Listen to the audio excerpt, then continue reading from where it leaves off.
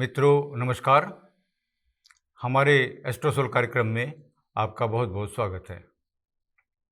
मित्रों, आज हम आपके समक्ष चर्चा करने जा रहे हैं महर्षि पाराशर के अनुसार विंशोत्तरी महादशा के आधार पर, अर्थात किस किस भाव के स्वामियों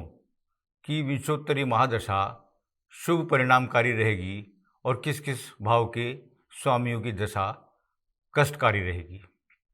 इस विषय पर आज आपके समक्ष चर्चा करने जा रहे हैं। मित्रों, महर्षि पराशर इस विषय में अपने अध्याय में वर्णन करते हैं कि मनुष्य के या जातक के जन्म कुंडली में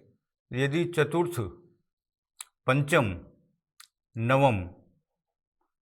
और दशम तथा लग्न, इन भावों के जो स्वामी हैं वो शुभ भाव कहलाते हैं और इनके जो ग्रह हैं वो भी शुभ ग्रह कहलाते हैं। अर्थात इनके जो स्वामी हैं, जब उनकी दशांतर दशा होती है तो सामान्यतः वे शुभ परिणामकारी रहती हैं। और तीसरे, छठे, 11वें अथवा छठे, 8वें और 12वें, इन भावों के जो स्वामी हैं वो आमतौर पर नकारात्मक प्रभाव लिए हुए होते हैं और जब उनकी दशांतर दशा होती हैं तो वो अपने आप में शुभ परिणामकारी नहीं होती हैं, किंतु युति के प्रभाव से अथवा दृष्टि के प्रभाव से कुछ स्थितियां ऐसी हैं जिनका उन्होंने वर्णन किया है, जिसमें ऐसे भावों के स्वामियों की दशा अंतर दशाएँ भी अपने आप में शुभ परिणामकारी हो जाती हैं। आइए उन्हीं सब का अध्ययन करते हुए, चर्चा करते हुए समझने का प्रयास करते हैं। लिखते हैं, यदि पंचम भाव का स्वामी यदि नवम भाव में बैठे हैं और उनकी महादशा आती है, अथवा पंचम भाव के स्वामी में नवम भाव के स्वामी की अंतर्दशा आती है, तो यह अपने आप में शुभ परिणामकारी होती है। पुत्र,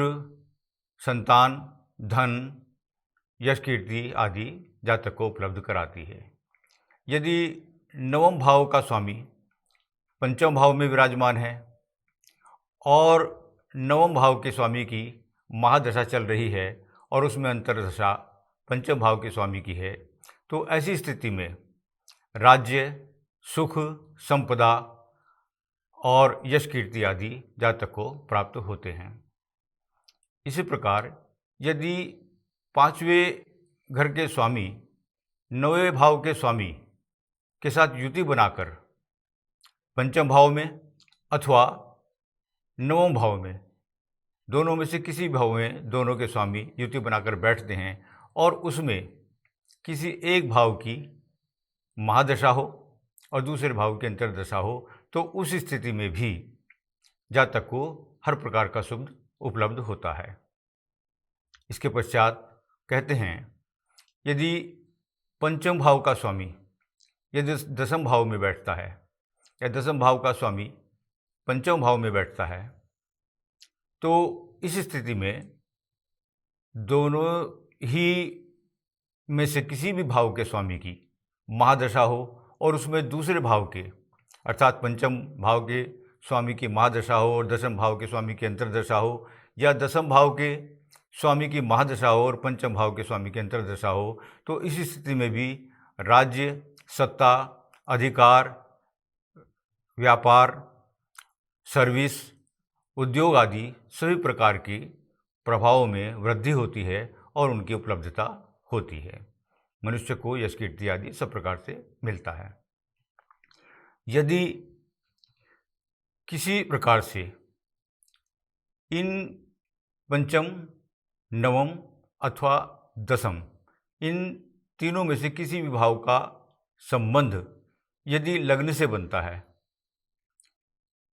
या लग्नेश का संबंध इनमें से किसी भी भाव से बनता है, या इन तीनों भाव के स्वामी एक साथ लग्न में बैठ जाएं, या लग्न का स्वामी इन तीनों भावों के साथ कहीं भी युति बनाकर बैठे तो उस स्थिति में भी जातक को सब प्रकार की बहुविधि धन धान्य, रुपया, संपत्ति,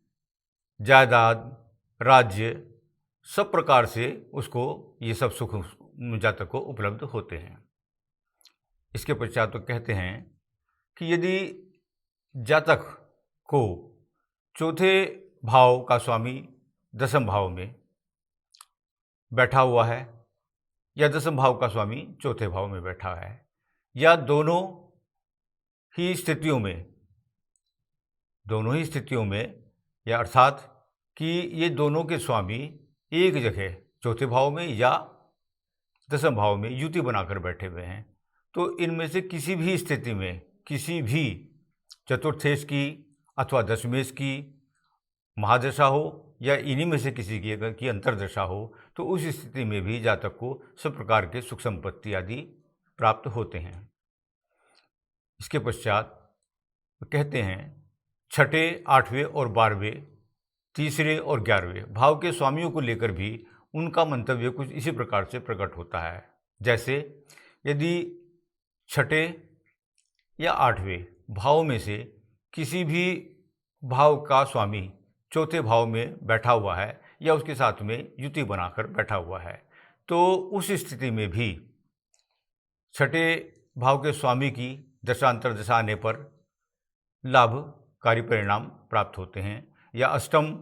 पति की महादशा या अंतर्दशा हो तो भी जातक को शुभकारी परिणाम प्राप्त होते हैं। द्वादशेश के साथ भी यही स्थिति है और यही स्थिति सप्तमेश और द्वितीयेश, यद्यपि सप्तमेश और द्वितीयेश मार्केश कहलाते हैं, किंतु यदि वो शुभ भाव में पंचम भाव में, नवम भाव में,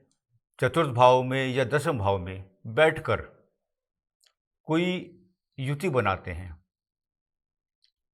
उनके स्वामी के साथ बैठते हैं अर्थात अकेले ही बैठते हैं और उनकी महादशा या अंतर्दशा होती है, तो उस समय भी जातक को शुभ परिणाम प्राप्त होते हैं। यदि छठे भाव का स्वामी दसम भाव में विराजमान है और वहाँ बैठकर वहाँ के स्वामी अर्थात 10वें भाव के स्वामी के साथ यदि युति बनाता है या बगैर युति के भी वहाँ विराजमान होता है, तो भी दसम भाव के स्वामी की महादशा और अंतर्दशा हो अथवा छठे भाव के स्वामी की दशा अंतर्दशा हो, तो जातक को सब प्रकार से रोजगार में, राज्य में, धन में सब प्रकार की सफलताएं उसको प्राप्त होती हैं, उसको तरक्की मिलती है। सिर्फ एक ही स्थिति पर महर्षि इसे नकारात्मक मानते हैं। यदि मार्केश की दशा या अंतर्दशा में छठे, 8वें, 12वें, तीसरे या 11वें इनमें से किसी के साथ में कोई संबंध बनाते हुए दशा या अंतर्दशा आती है, अर्थात मान लीजिए सप्तमेश की महादशा है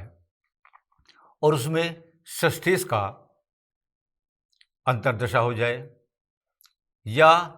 सप्तमेश की महादशा में अष्टमेश की अंतर्दशा हो जाए, या द्वादशेश की अंतर्दशा हो जाए, या षष्ठेश, अष्टमेश या द्वादशेश में से किसी की महादशा हो और उसमें सप्तमेश या द्वितीयेश की, सप्तमेश और द्वितीयेश चूँकि मारक भाव कहे गए हैं, इनमें से किसी भी भाव की अंतर्दशा होने पर विपरीत परिणाम प्राप्त होते हैं। ऐसी स्थिति में जातक को उन सब स्थितियों को जानकर, देखकर और दैवज्ञ जानकार विद्वानों से अपनी जन्म कुंडली का विवेचन कराना चाहिए और वस्तु स्थिति का आंकलन करके उसी के आधार पर उसके उपाय, उसकी विवेचना कराकर उसके उपाय, उसकी चिकित्सा उसी आधार पर मंत्र जाप के द्वारा, यज्ञ के द्वारा, दान के द्वारा अर्थात किसी रत्न आदि को धारण करने के द्वारा उसकी सहारा लेकर हमें अपने उस समय को व्यतीत करना चाहिए। मैं समझता हूँ महर्षि ने कुल मिलाकर जो ये विवेचना की है, इसी आधार पर की है कि जो हमारी जन्म कुंडली के जो शुभ भाव हैं 1, 4, 7, 10, 5 और 9। इन सभी शुभ भावों में यदि शुभ भावों का ही महादशा और शुभ भावों की ही अंतर्दशा है, तब तो उसके परिणाम शुभ होते ही हैं। किंतु यदि इन भावों में कोई त्रिक स्थान का स्वामी अथवा तीसरे, छठे या 11वें स्थान का स्वामी कोई बैठता है, जिसके परिणाम सामान्यतः जन्म कुंडली में नकारात्मक कहे जाते हैं, किंतु इनके स्वामी भी यदि सामान्य स्थिति में अथवा युति बनाते हुए इन शुभ भाव में बैठते हैं तो उनकी दशा अंतर्दशा में भी शुभ परिणाम प्राप्त होते हैं। किंतु सिर्फ मार्किश में त्रिषडाय या त्रिक स्थान में से किसी की दशा अंतर्दशा नहीं होनी चाहिए, वरना उसके जो परिणाम हैं वो हमें विपरीत प्राप्त होंगे। मैं समझता हूँ आज इस शुभ परिणाम प्राप्त करने वाले इन स्थितियों का हमने वर्णन किया है, आपको ठीक से समझ में आ गया होगा। अगली एपिसोड में हम महर्षि ने ऐसे कौन से स्थितियाँ बताई हैं, ऐसे कौन से भाव बताए हैं जब उनके स्वामियों की दशा अंतर्दशा में उनकी महादशाओं की दशाएं अंतर्दशाएं आती हैं तो जातक को विपरीत परिणाम धन हानि के, स्वास्थ्य हानि के अर्थात रोजगार आदि से संबंधित विपरीत परिणाम प्राप्त होते हैं, या कोई और विषम परिस्थिति में जातक पड़ जाए, ऐसी स्थितियाँ ऋण आदि की स्थिति या जेल आदि के योग उसके जीवन में आ जाएं, ऐसी स्थितियों का जो आंकलन है वो करने के लिए हम इससे अगला एपिसोड आपके समक्ष रखेंगे। मैं समझता हूँ आज के लिए इतना पर्याप्त है और आपको ठीक से समझ में आ गया हो, किंतु फिर भी यदि इसमें कोई मेरे बताने में कोई कमी रह गई हो, आप उसे ठीक से न समझ सके हों या मैं न समझा सका हूँ, तो कृपया हमारे कमेंट्स में जाकर आप हमें बताएं। हमें फ़ोन के द्वारा भी आप संपर्क कर सकते हैं। इस स्थिति में और क्लियर करने के लिए आप हमें सलाह दें, और यदि हमारा ये कार्यक्रम आपको अच्छा लगा हो तो प्लीज़ हमारे इस कार्यक्रम को लाइक करें, शेयर करें तथा हमारे इस चैनल को आप सब्सक्राइब करें, ताकि आपको स्वतः ही यह कार्यक्रम मिलता रहे और आपका ज्ञानवर्धन करता रहे। नमस्कार, धन्यवाद।